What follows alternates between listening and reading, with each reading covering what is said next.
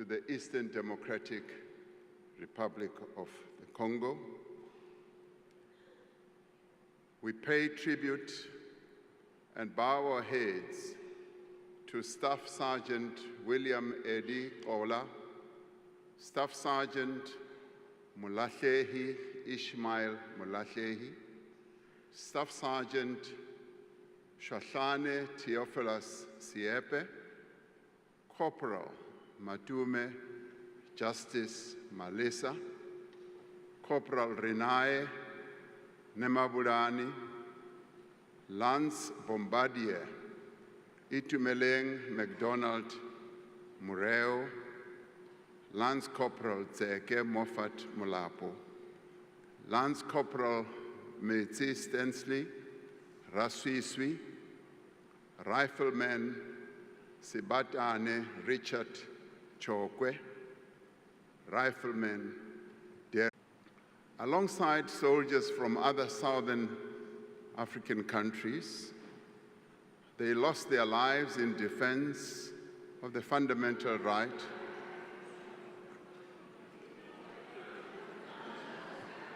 of the Congolese people to live in peace and security. They lost their lives not in the pursuit of resources or territory or power. They lost their lives so that the guns on our continent may be forever silenced. So we salute them. My fellow South Africans, this State of the Nation address is taking place as we celebrate 70 years since the adoption of the Freedom Charter at the Congress of the People in Kliptown in 1955. The Freedom Charter is the cornerstone of our democratic constitution. It sets out a vision of a united, non-racial, non-sexist, democratic and prosperous South Africa. It also sets out a vision of a country in which government is founded on the will of the people of South Africa, where the land is shared among those who work it, where the people share in the country's wealth and in all that the country produces and are all equal before the law. It is this vision that continues to guide us as we work to build the nation that we all want. It is the spirit of the Congress of the People that inspires us as we prepare for a national dialogue in which South Africans are once again called upon to chart a new path for our country. We must chart this path in a world that is rapidly changing. It is a world of both interdependence and competition, of cooperation and conflict. It is a multipolar world in which new countries are emerging to play a greater role in global affairs. We are seeing intensifying competition over issues such as trade, technology, and influence in global institutions.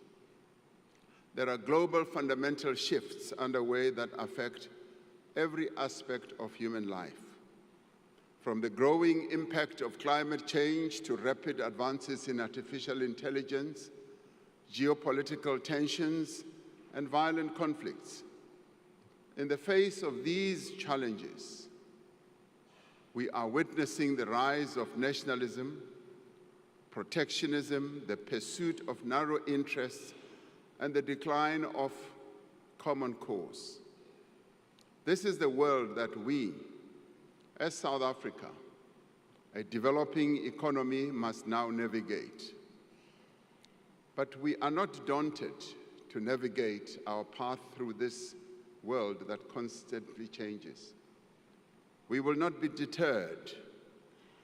We are, as South Africans, a resilient people, and we will not be bullied.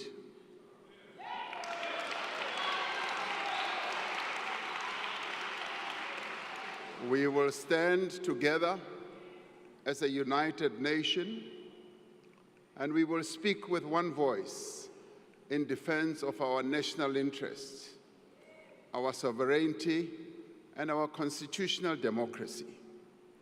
By standing true to our values, by harnessing our unique strengths and endowments, and by forging a common purpose, we can turn these trying circumstances to our advantage and propel our country forward.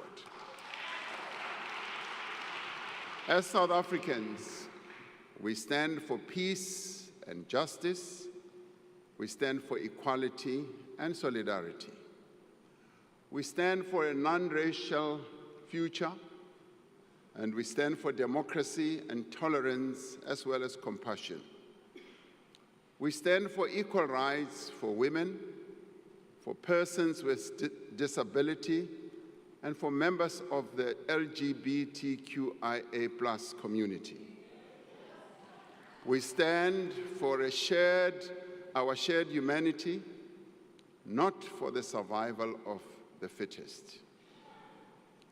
So this evening, let us speak of the nation that we want. Let us speak of the future that we want to build.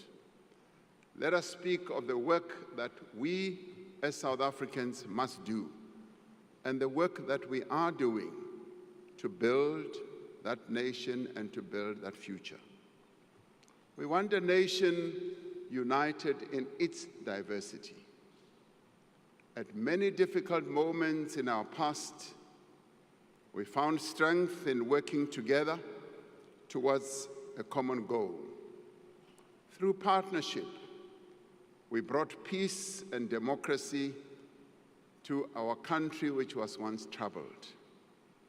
We overcame apartheid, a crime against humanity that denied people their human rights, that deprived them of the land and livelihoods, that sought to strip them of their dignity, that humiliated them. Through partnership, we overcame a devastating pandemic and rebuilt our country in the wake of state capture as well. Together, we have built durable institutions that support our democracy, that protect our fundamental rights and promote the well-being of South Africans.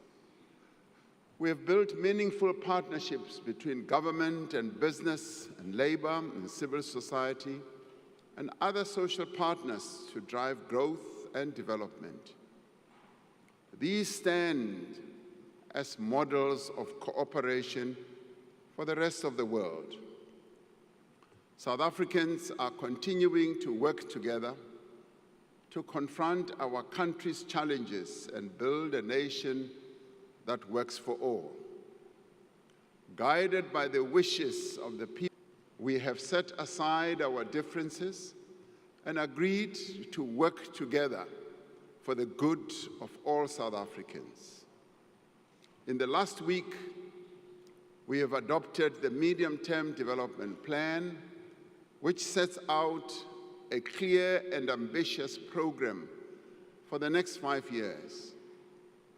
The actions contained in the Medium-Term Development Plan will advance our 3 strategic priorities.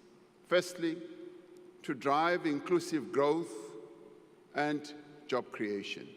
Secondly, to reduce poverty and tackle the high cost of living.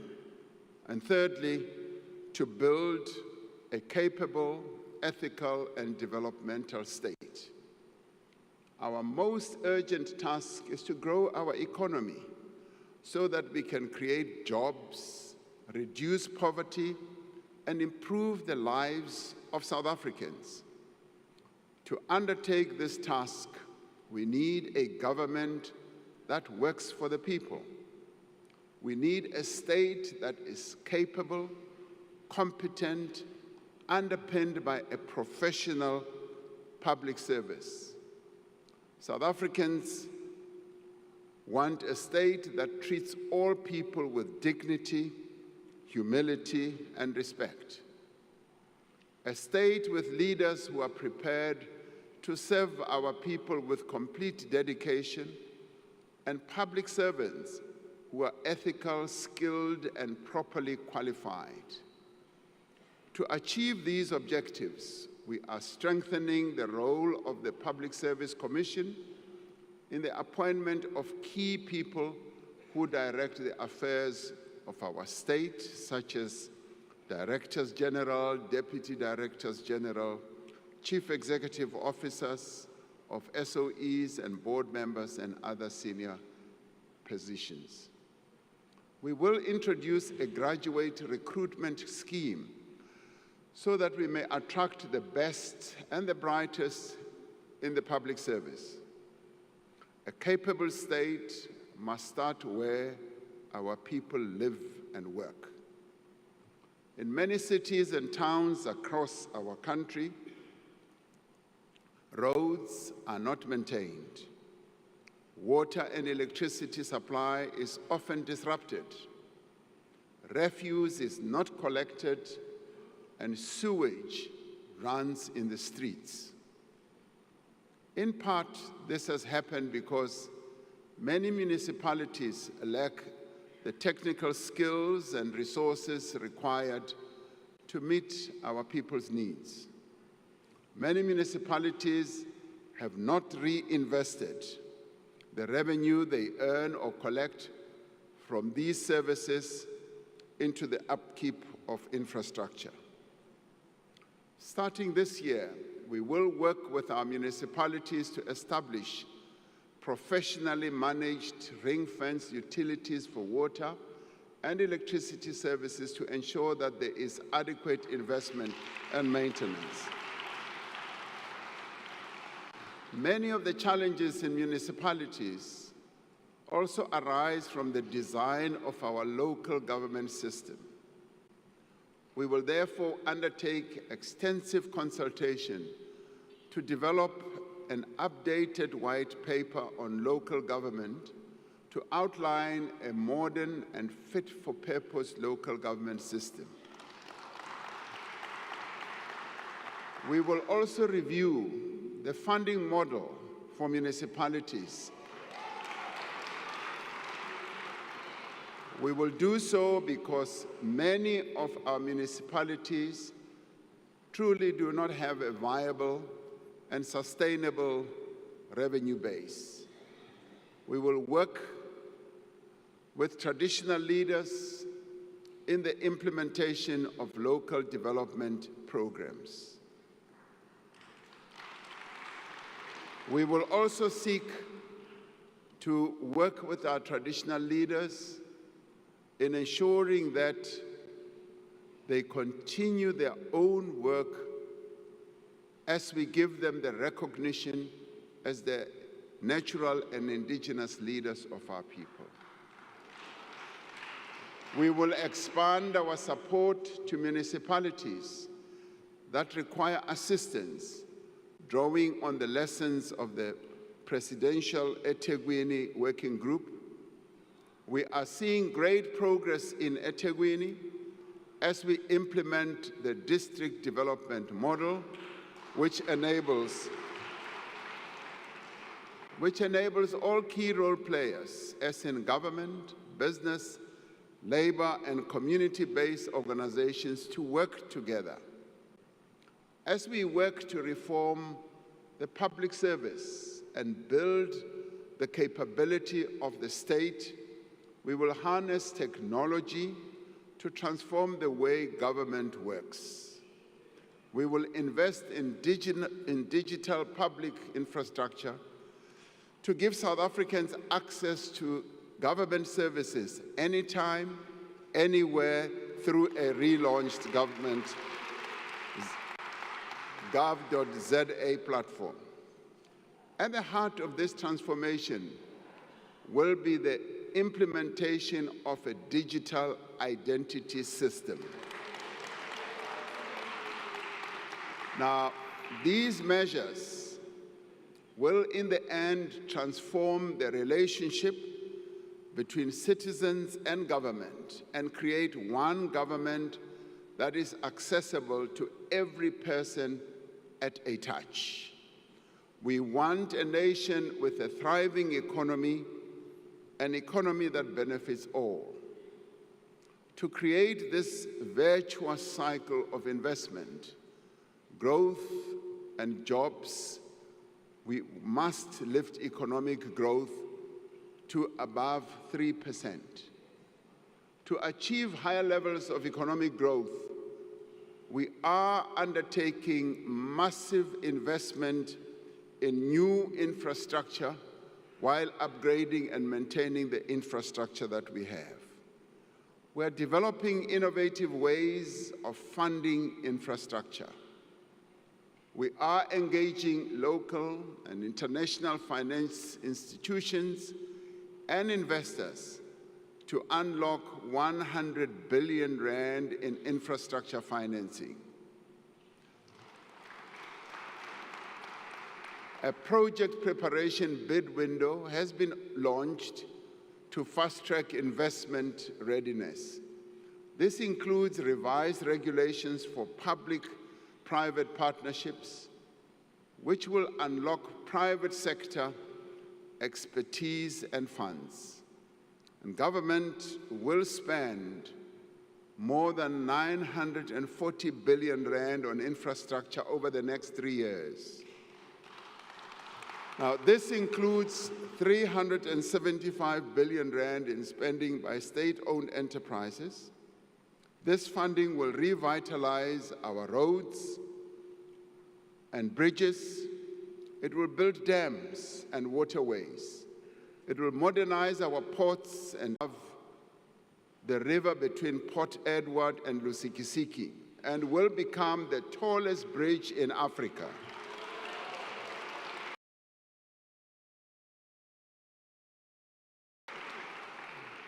The Podihadi Dam in Lesotho will feed 490 million cubic liters of water a year from the Lesotho highlands into the Vaal River system, securing water supply to several provinces for years to come. Working with international partners, we are revitalizing small harbors, unlocking economic opportunities for coastal communities. We're also looking very closely at the harbor that we will build in the Northern Cape, in Boegoebaai, because that is going to be a game changer for the Northern Cape. We are steadily removing the obstacles to meaningful and faster growth. The economic reforms that we are implementing in the improvement of the functioning of our network, industries, as well as the investment opportunities that are opening up, vital to our economy to function optimally. We are repositioning these entities to provide world-class infrastructure while enabling competition in operations, whether in electricity generation, freight, rail, or port terminals. We continue with the fundamental reform of our state-owned enterprises to ensure that they can effectively fulfill their social and economic mandates. Now, this includes the work underway to put in place a new model to strengthen governance and oversight of our public entities. We will ensure public ownership of strategic infrastructure for public benefit while finding innovative ways to attract private investment, to improve services, and to ensure public revenue can be focused on the provision of public services. We are in the process of establishing a dedicated SOE reform unit to coordinate this work.